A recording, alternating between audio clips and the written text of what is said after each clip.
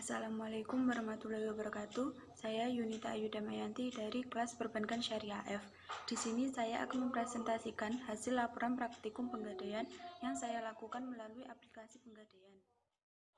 Pengertian fintech. Fintech merupakan model layanan keuangan baru yang dikembangkan melalui inovasi teknologi informasi. Layanan ini tentunya akan memudahkan konsumen sehingga akan semakin berkembang dan akhirnya menghasilkan industri yang produknya bekerja sama dengan komoditas berbagai lembaga keuangan. Produk-produk fintech teknologi. Yang pertama, perusahaan investasi online. Layanan finansial ini dapat digunakan sebagai investasi secara online, misalnya investasi reksadana, pembelian aset finansial, dan lain-lain. Yang kedua, peer-to-peer lending adalah perusahaan teknologi yang mempertemukan antara si pemberi pinjaman dengan pencari pinjaman dalam satu platform. Ketiga, crowdfunding. Platform digital ini sedikit mirip dengan peer-to-peer lending, namun uang yang dikumpulkan secara gotong royong melalui website crowdfunding tidak selalu dimaksudkan untuk memberikan modal usaha bagi mereka yang membutuhkan. Yang terakhir yaitu Risk and Investment Management, merupakan perencanaan keuangan berbentuk digital yang akan membantu para pengguna untuk membuat rencana keuangan sesuai dengan kondisi keuangan yang ada. Kelebihan dan kekurangan fintech. Kelebihan fintech yaitu memberikan kemudahan untuk memberikan donasi, memberikan kemudahan untuk pembayaran, dan memudahkan seseorang untuk berinvestasi. Selain memiliki kelebihan, penggunaan fintech pun memiliki kekurangan, yaitu harus dipastikan keaslian situsnya dan juga harus mengetahui apakah situs tersebut telah mendapatkan izin dari Otoritas Jasa Keuangan atau OJK. Dasar hukum fintech. Pengaturan mengenai fintech di Indonesia telah diakomodir oleh Peraturan Otoritas Jasa Keuangan Nomor 77-POJK.01/2016 tentang layanan pinjam-meminjam uang berbasis teknologi informasi dan Peraturan Nomor 31-POJK.05/2016 tentang usaha penggadaian. Peraturan yang dikeluarkan oleh Bank Indonesia melalui Peraturan Bank Indonesia Nomor 18/40/PBI/2016 tentang penyelenggaraan pemrosesan transaksi pembayaran dan Surat Edaran Bank Indonesia Nomor 18/22/DKSP perihal penyelenggaraan layanan keuangan digital. Pengertian fintech syariah. Fintech syariah adalah perpaduan atau gabungan inovasi antara keuangan dan teknologi pada proses layanan keuangan dan investasi dengan berlandaskan nilai atau prinsip ajaran Islam. Dasar hukum fintech syariah.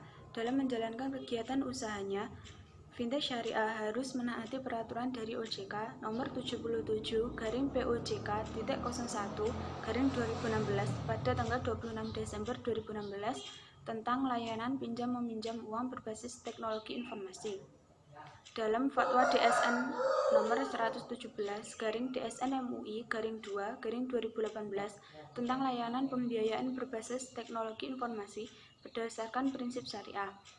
Ketentuan hukum yang ditentukan dalam fatwa tersebut adalah: 1. Layanan pembiayaan berbasis teknologi informasi dibolehkan dengan syarat sesuai dengan prinsip syariah. 2. Pelaksanaan layanan pembiayaan berbasis teknologi informasi berdasarkan prinsip syariah wajib mengikuti aturan yang terdapat di dalam fatwa, yaitu pelaksanaan praktikum. Yang pertama yaitu kita harus mendaftarkan akun terlebih dahulu. Setelah akun berhasil terdaftar, maka profil akan berubah seperti yang ada di gambar.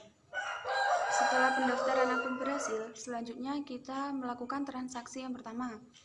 Transaksi pertama terdapat data biaya pembukaan rekening sebesar 100.000 dan untuk biaya channel sebesar 2.500, sehingga total semua biaya transaksi pertama sebesar 102.500 kepada Bank BNI atau admin BNI. Analisis minggu pertama. Pada minggu pertama, data analisis yang diperoleh dari aplikasi Pegadaian Syariah dengan harga jual emas sebesar 9.540 per 0,01 gram dan harga beli emas sebesar 9.250 per 0,01 gram, sehingga pada minggu pertama mengalami keuntungan sebesar Rp290 per 0,01 gram.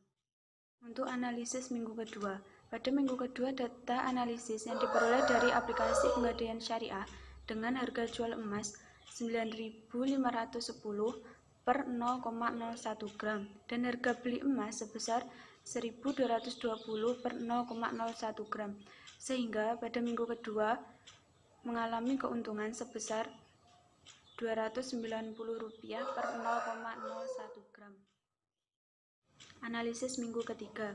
Pada minggu ketiga, data analisis yang diperoleh dari aplikasi Pegadaian Syariah dengan harga jual emas 9.410 per 0,01 gram dan harga beli emas sebesar 1.120 per 0,01 gram, sehingga pada minggu ketiga keuntungan sebesar Rp290 per 0,01 gram. Analisis minggu keempat. Pada minggu keempat, data analisis yang diperoleh dari aplikasi Pegadaian Syariah dengan harga jual emas 9.170 per 0,01 gram dan harga beli emas sebesar 8.890 per 0,01 gram, sehingga pada minggu keempat mengalami keuntungan sebesar Rp280 per 0,01 gram. Analisis praktikum. Jika dilihat dari data di atas, proses pembiayaan atau pembukaan rekening yang dilakukan melalui aplikasi Pegadaian Syariah, jumlah transaksi pertama sebesar 100.000. Untuk data minggu pertama, dapat dilihat bahwa harga jual emas sebesar 9.540 per 0,01 gram dan harga beli emas yaitu 9.250 per 0,01 gram. Sedangkan pada minggu kedua, harga jual emas sebesar 9.510 per 0,01 gram. Dan untuk harga beli emas yaitu 9.220 per 0,01 gram. Untuk minggu ketiga, harga jual emas sebesar 9.410 per 0,01 gram. Untuk harga beli emas sebesar 9.120 per 0,01 gram. Dan untuk minggu keempat, harga jual emas sebesar 9.170 per 0,01 gram dan untuk harga beli sebesar 8.890 per 0,01 gram dan keuntungan yang diperoleh beda-beda setiap minggunya. Jadi kesimpulannya, selama 1 bulan jika dilihat dari minggu pertama sampai minggu keempat, harga jual dan harga beli emas mengalami penurunan. Akan tetapi, nasabah atau pembeli mendapatkan keuntungan karena harga jual lebih tinggi daripada harga beli emas tersebut. Dari data di atas, keuntungan yang diperoleh dari minggu pertama sampai minggu ketiga sebesar Rp290 per 0,01 gram dan keuntungan untuk minggu keempat sebesar 280 per 0,01 gram. Sekian presentasi dari saya. Apabila ada salah kata saya mohon maaf. Akhiron, wassalamualaikum warahmatullahi wabarakatuh.